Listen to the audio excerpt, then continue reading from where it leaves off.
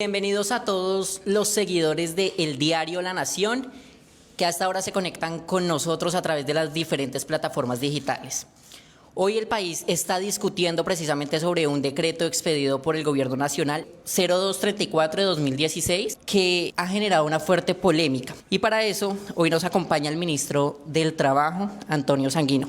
Ministro, bienvenido al Diario La Nación. Y antes de arrancar hablando precisamente de ese polémico decreto, cuéntele a los huilenses qué hace por estas tierras. Bueno, primero muchas gracias por esta oportunidad de saludar a la gente del Huila, al pueblo trabajador huilense y de poder compartir con ustedes estos minutos con este importante medio de información de esta región del país, quizás de los más importantes o el más importante. Estoy acá a propósito de una invitación que me hiciera la Central General de Trabajadores de Colombia, la CGT. Tienen una Junta Nacional en Neiva y es una oportunidad no solo para saludar a la dirigencia de todo el país de esta central, sino también para conversar sobre la agenda laboral del país, examinar en qué estado está la ejecución o la implementación de la reforma pensional, hacer una valoración, una evaluación de lo que ha sido el impacto del salario vital, que se ha mantenido pese a la decisión que había tomado inicialmente el Consejo de Estado. Conversar también sobre la reforma pensional, que es la otra gran reforma social a cargo de este ministerio. Son dos reformas del gobierno del presidente Gustavo Petro. Y hacer una actualización de la conflictividad laboral en la que está comprometida esta importante central, que exige, digamos, una acción y una intervención por parte del Ministerio del Trabajo. Ministro, ahorita sí, hablando del decreto, el 0234 de 2026, que como dije al principio ha generado polémica. Una de las que ha salido a hablar fue la senadora y hoy candidata a la presidencia, Paloma Valencia. Ella no solamente rechazó el decreto, sino que dijo que este fortalece a los sindicatos del país y que los pone, digamos que entrega a los sindicatos las empresas. ¿Qué se puede responder realmente de qué se trata este decreto y esto que ella dice es real? Absolutamente falaz. Habla muy mal de la seriedad y del rigor de esta senadora de la República. Yo diría, y le diría a la senadora que sepa, que se entere que toda sociedad democrática tiene sindicatos fuertes que representan a los trabajadores.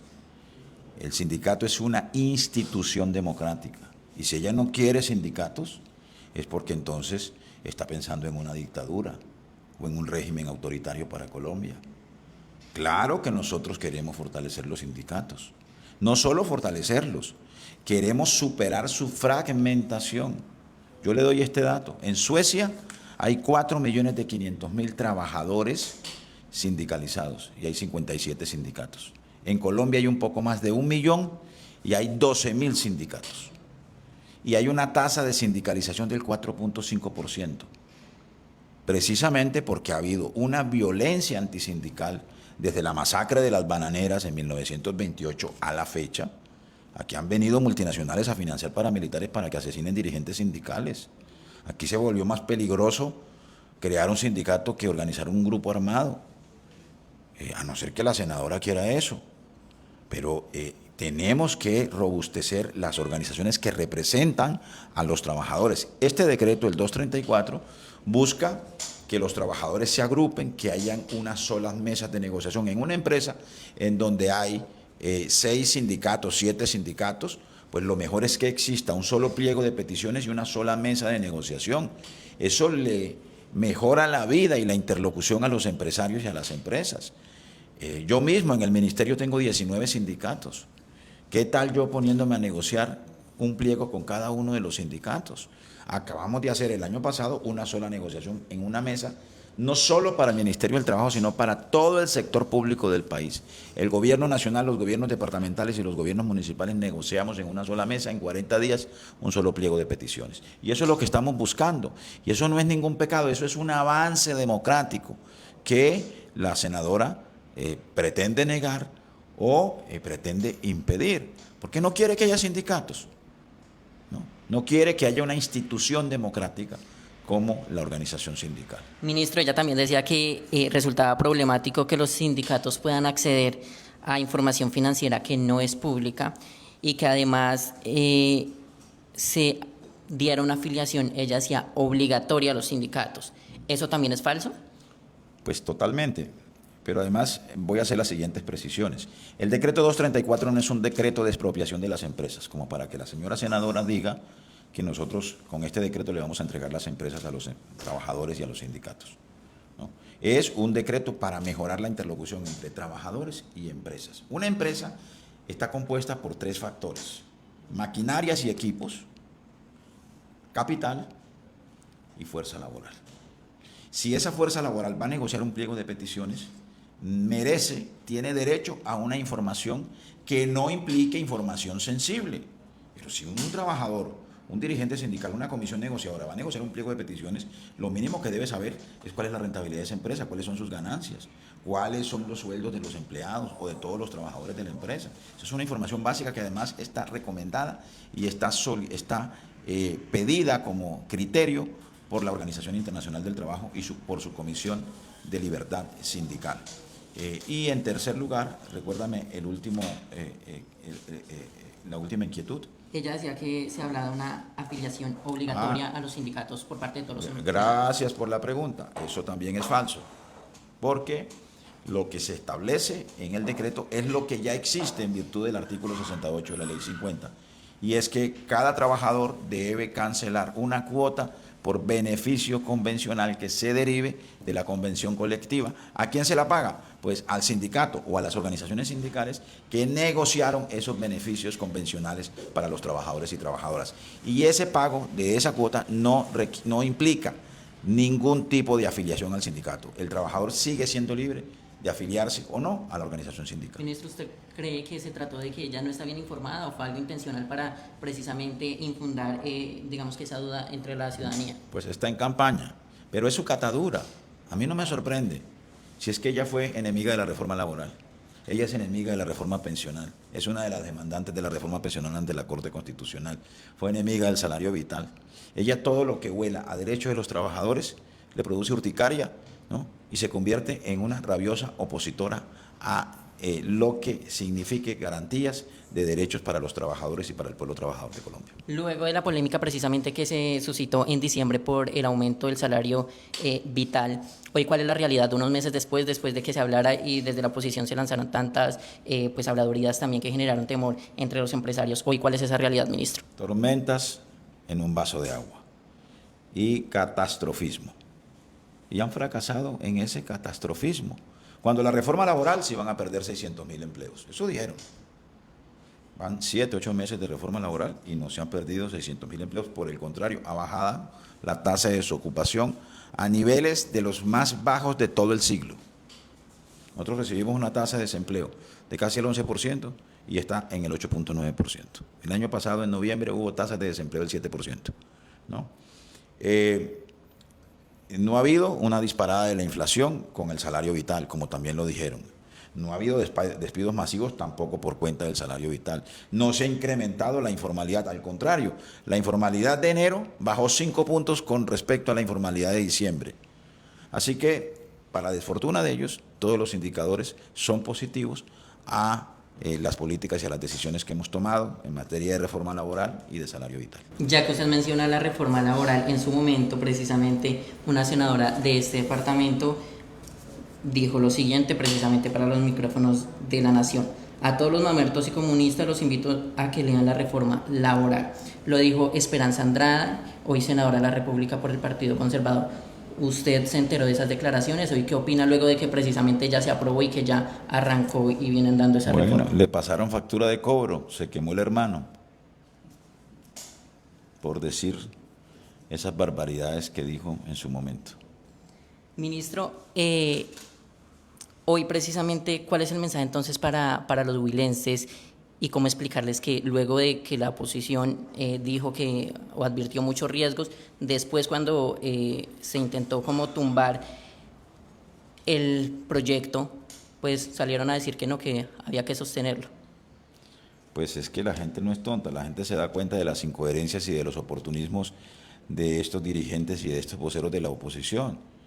Ustedes recordarán que son periodistas, todo lo que dijeron cuando la reforma laboral, me acabas de citar una frase, ¿no?, que destila odio hacia la izquierda, descalificativa, peyorativa de la señora Esperanza Andrade. Me tocó soportarla, mejor dicho, me tocó padecerla como opositora de la reforma laboral en la Comisión Séptima, ¿no? Y ustedes también se dieron cuenta de lo que dijeron y quienes dijeron que incrementarle o garantizarle un salario vital a los trabajadores era una enorme equivocación, ¿no? A la vuelta de 15, 20 días cambiaron de opinión. Y eso es lo que la gente está asumiendo como criterio a la hora de tomar decisiones, sobre todo en este semestre, que será una decisión o que la ciudadanía debe tomar decisiones para el futuro de Colombia en los próximos 4 años. ¿Qué responde, ministro, también a todos aquellos que han dicho que el gobierno se ha llenado de burocracia precisamente entre el año pasado, finales del año pasado y comienzos de en una época electoral? Pero es que, digamos, buena parte de los contratos de prestación de servicios que son para todo el año y que son los contratos de prestación de servicios que terminan su vigencia o su periodo contractual el 31 de diciembre, hay que contratarlos el primer mes del año. Y claro, eso coincide con la entrada en vigencia de la Ley de Garantías. Buena parte de esos contratos de prestación de servicios son para labores que deben cumplirse en las entidades públicas en virtud de que hubo una política neoliberal en los últimos 30 años que redujo el Estado, ¿no?, que achicó las plantas de personal de las entidades y que obligó entonces a que las entidades, para cumplir con su objeto misional, tuvieran que acudir a los contratos de prestación de servicios. Pero además, claro que nosotros hemos incrementado el gasto de una manera responsable, hay que decirlo, en áreas que para nosotros son muy importantes. Por ejemplo, los equipos básicos de salud. Por ejemplo, los maestros para los nuevos cupos en la educación superior que se han generado en este periodo de gobierno, más de 350,000 nuevos cupos, y las nuevas sedes universitarias. Por ejemplo, para la ampliación de la oferta del SENA. Por ejemplo, para las madres comunitarias y la atención de la primera infancia.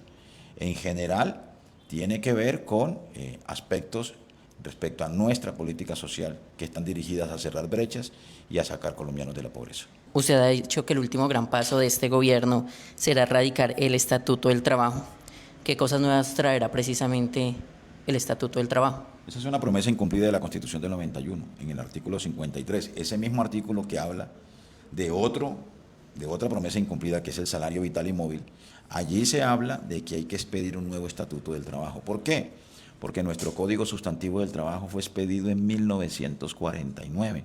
Póngase usted a pensar todo lo que ha cambiado en el mundo y en el mundo del trabajo de mediados del siglo XX a la tercera década del siglo XXI. Han pasado 80 años, casi 80 años. Y resulta que el Congreso de la República no ha querido tramitar un Estatuto del Trabajo. Por eso es que toma fuerza la idea de una constituyente, precisamente porque no han hecho una reforma a ese Código Sustantivo del Trabajo, no han expedido un Estatuto del Trabajo, y porque no han hecho una reforma a la justicia y porque no han hecho una reforma política, incluso como la que se pactó en el Acuerdo de Paz del 2016. Pero, en todo caso, nosotros vamos a presentar al Congreso de la República, al nuevo Congreso, el próximo 20 de julio, un proyecto de ley del nuevo Estatuto del Trabajo. ¿Esa fecha lo presentará? El 20 de julio, verá usted, podrá ponerlo como titular en La Nación. Gobierno, Ministerio del Trabajo y presidente Gustavo Petro radican proyecto del nuevo Estatuto del Trabajo. Pero ya podemos adelantar qué cambios, cuáles serían los cambios De principales. una vez escriba el titular. ¿Y qué cambios? No se puede Estamos construyendo el proyecto, pero es un proyecto que va a modificar de fondo el Código Sustantivo del Trabajo.